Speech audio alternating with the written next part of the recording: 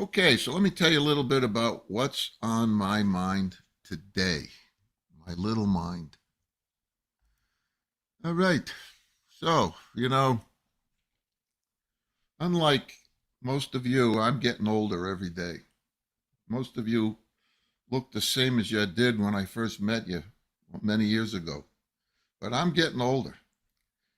But hopefully in my elderly age here, compared to you, you still call me kid, a lot of you, but not everybody can call me that. But hopefully I'm getting just a smidgen wiser. And I'll tell you why. Over the years, I have learned that asking one right question is so much more important than getting the right answers to all the wrong questions. One right question. It's so hard to find that right question. Sometimes we see a question. With that in mind, when I run into someone who is acting really stupid, now I ask myself if they're only acting. Sometimes the right question just comes without needing to even ask it. This past Monday, I saw a woman driving, you won't believe this, a Rolls-Royce Cullinan Black Badge car. This car is $500,000. It's a gorgeous car. But who can afford $500,000, right? But without even asking a question, the answer was right on the New York license plate on the back of the car. The license plate was his. I started to laugh and it was very funny. Was his. Anyway, so let's try to find out what the right question is for today's Torah reading. That may be more difficult than we think, because one of the most interesting verses in the entire Torah appears in today's Torah reading. It happens during a conversation between Moshe and Paro, when Paro is on the ropes after he and his people have been battered by one devastating plague after another. We all know what they were. We talked about it a little bit today. One devastating plague after another. Finally, not being able to take it anymore, Paro's advisors came before him in a begging tone. And they begged, "Let them go already. Don't you see that Mitzrayim is lost if they stay here? They say that they want to go worship their God and then they will come back. Please, let them go already. Go, go, go."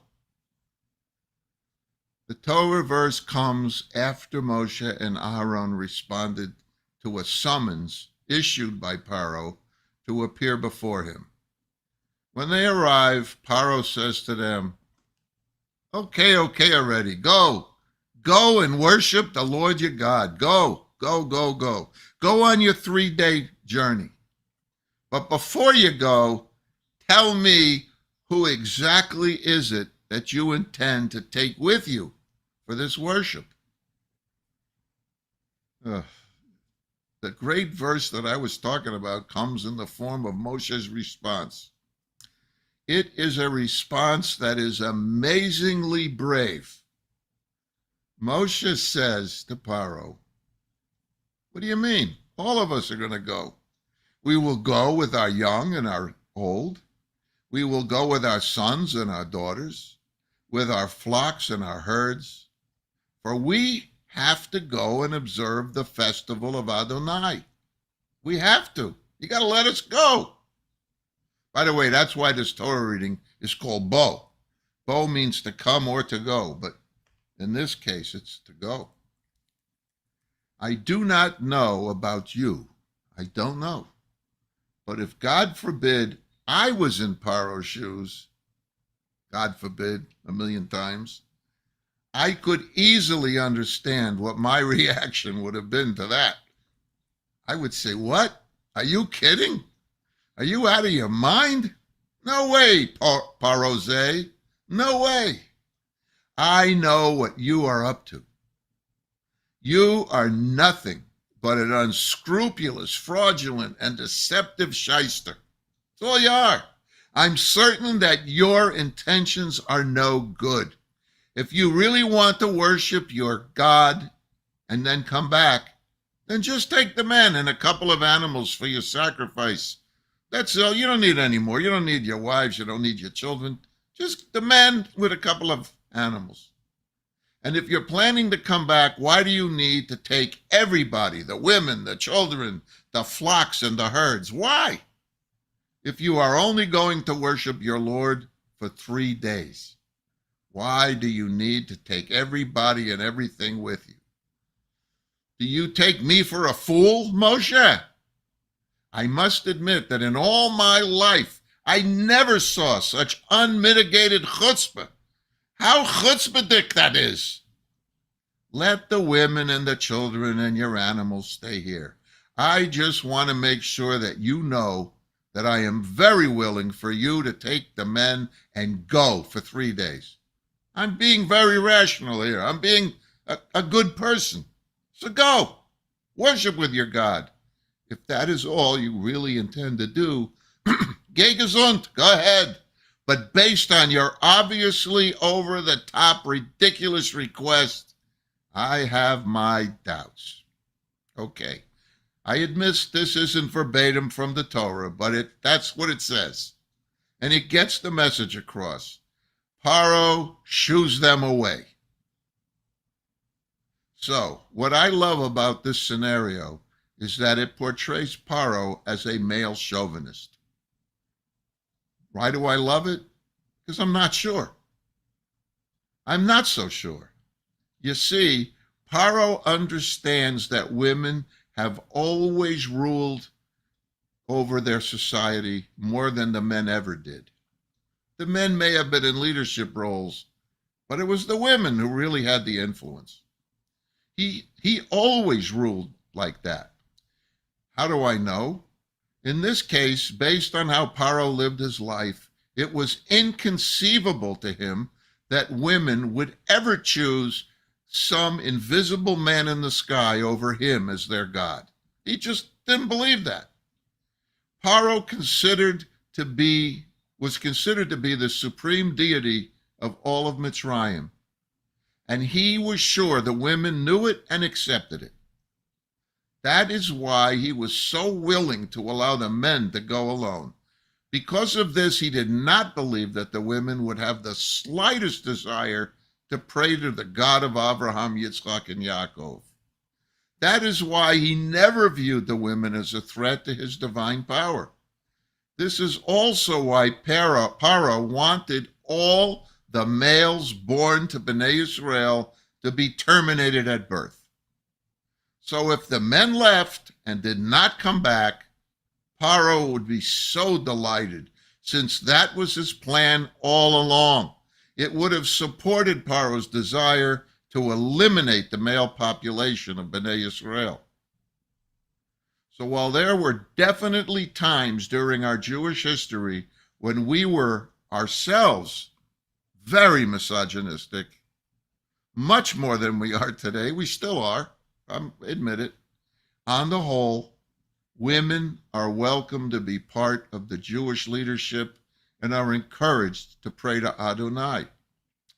In the Orthodox community, more and more women now serve as officers of their congregations. Women serve as teachers in yeshivot, and women are encouraged to attend services and daven. The modern Orthodox are even blessing women, certain women who are highly educated in Judaism, with semicha. They could be teachers, rabbis. If the right question is, are women treated equally as men in the traditional Jewish family?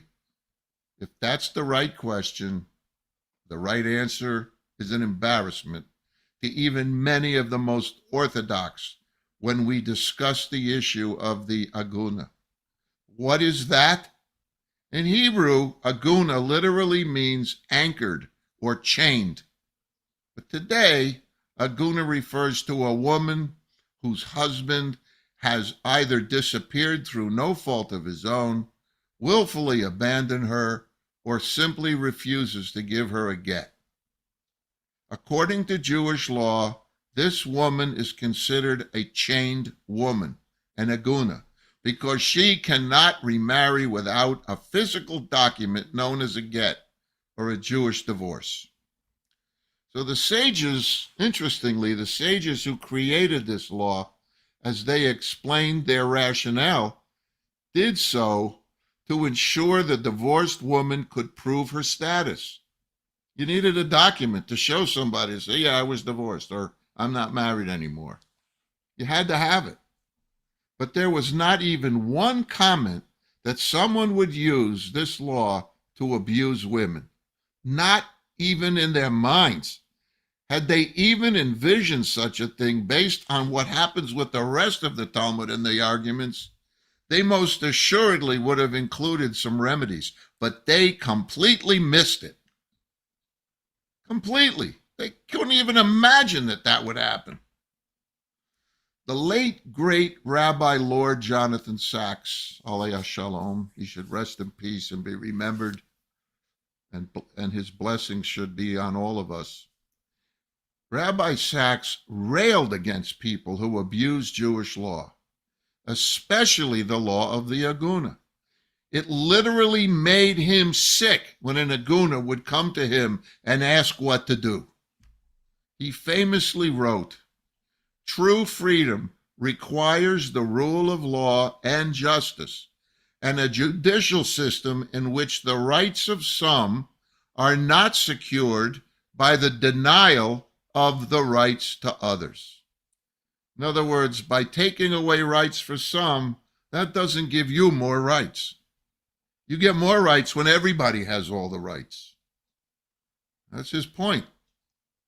He would say that this dilemma was one that offended his moral and ethical code as much as any could. Today, most Jews view the situation an aguna finds herself in as more than disgusting. Really bad. In Israel, some of the most orthodox rabbis and courts work together to severely punish husbands who will not give a get. This includes taking away their ability to earn a salary, paying an unusually large fine, and even going to jail until they give the get. But still, even that, some of the men are so stubborn, they refuse.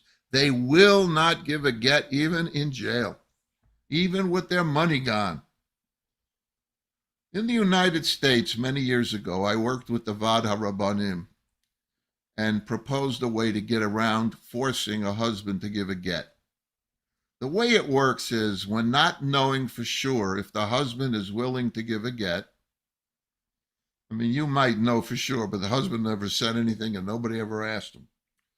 So if you really think you're not going to get a get, a surrogate who is very familiar with the husband can sit at a bet din. A bet din is a Jewish court. And declare that he sees no reason why the husband would deny the get. He has to say that. I see no reason why the husband would deny the get. He can't say, I don't think he would do that, because he doesn't know, and if he did know, he'd be a liar. But he sees no reason why, and that's the truth. This cannot be done if the husband makes it public that he is unwilling to give a get, or if you ask him and he says no. Then you can't. All bets are off. Many conservative and Orthodox Rabbanim have accepted my proposal and employ its use today. So the surrogate signs the get with the witnesses at the bet din. The case is closed. The woman is now free. No more requirement to have a get. In this country and in many rabbis in Israel, Orthodox and conservative, if a woman doesn't have a get, because for any reason, they can't marry them. They can't remarry them to somebody. So if the husband refuses to give a get, the woman can't be married. So this is a way around it. But a man who most people would say is acting stupid because he would not give his wife a get. He is absolutely not acting. He is stupid. And he's mean. And he's a no-goodnik. There is no excuse for that. So may we all find peace and justice in our lives, and may Israel finally live in a world that includes true peace with its neighbors. And let me say to all of you, Shabbat Shalom and Am Yisrael Chai.